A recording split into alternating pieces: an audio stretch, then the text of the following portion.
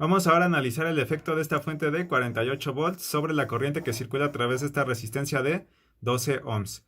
Entonces, si recuerdan, en mi circuito original, voy a pasarme para acá, tenía una fuente de tensión de 54 volts, pero como estoy analizando en el circuito B solo el efecto de esta fuente, esta otra fuente de tensión la voy a reemplazar por un cortocircuito, que es esta línea en morado que se ve por aquí. Voy a redibujar este circuito para que sea un poco más fácil de visualizar la situación que ocurre aquí. Y nuestro circuito queda entonces de esta manera. Aquí va a haber un detalle con respecto al circuito A, que si se fijan en este caso, la corriente va a ir en otra dirección. ¿Esto por qué? Bueno, esto se debe a que recuerden que normalmente en circuitos de una sola fuente nosotros asumimos que la corriente va a salir del positivo y va a fluir en esta dirección. Entonces va a venir esta corriente aquí y se va a dividir en estas dos corrientes al momento de llegar a estas dos resistencias. Es decir, esta corriente total de la fuente se va a repartir entre estas dos resistencias.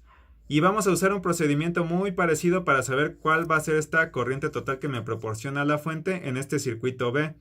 En este caso, si se fijan, tenemos dos resistencias que están en paralelo. Entonces, primero hay que reducir estas en paralelo y después lo que quede aquí, sumarlo en serie con esta resistencia de 4 ohms. Vamos a ver entonces el procedimiento que se tiene que hacer.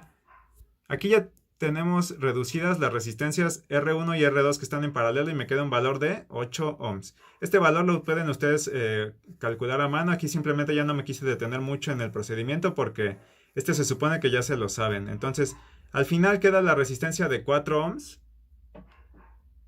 Esta resistencia de aquí.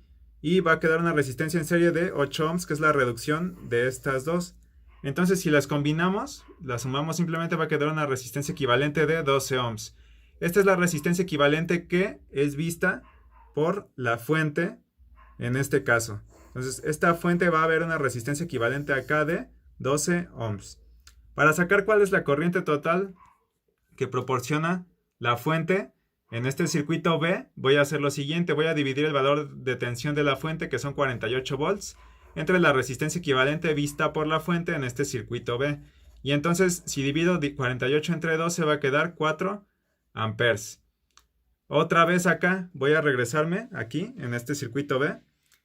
Y para sacar esta corriente que circula a través de esta resistencia R2, voy a aplicar otra vez la regla del divisor de corriente.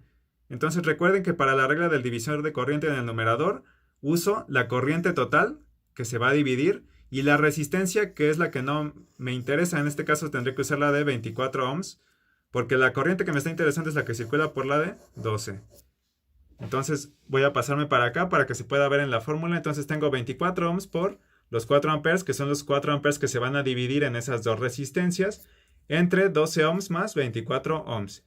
Y al final queda un valor de 8 tercios de ampere, que es aproximadamente 2.67 amperes. Ahora ustedes se preguntarán cómo sacar este valor total de la corriente. Me voy a regresar para acá, que circula por esta resistencia R2. Y ustedes se preguntarán, bueno, ¿cómo le hago? ¿Por qué? Porque en el circuito A tengo una corriente que circula en este sentido, es decir, de arriba hacia abajo. Pero en el circuito B tengo una corriente que va al contrario, y es la misma corriente I2. Entonces, ¿cómo le voy a hacer en este caso? En este caso, como las corrientes van en sentidos opuestos, ya no va a ser una suma, va a ser una resta. ¿Y cuál va a ser el primer miembro de esa resta? Bueno, el primer miembro de esa resta, fíjense bien, va a ser el valor más grande de corriente que ustedes hayan encontrado. Entonces, en este caso, el valor más grande de corriente que encontramos fue, si se fijan en este circuito B, y encontramos un valor de 2.67 amperes. Entonces acá, para sacar ya finalmente la corriente I2, vamos a tener que hacer esta resta de 2.67 amperes, que es la corriente en el circuito B, menos, porque recuerden que las corrientes llevan direcciones opuestas en ambos circuitos, menos 0.5 amperes, que es la corriente que encontré en el circuito A. Y finalmente, al hacer esta resta me queda una solución de 2.17 amperes en la corriente I2 que circula a través de la resistencia de 12 ohms.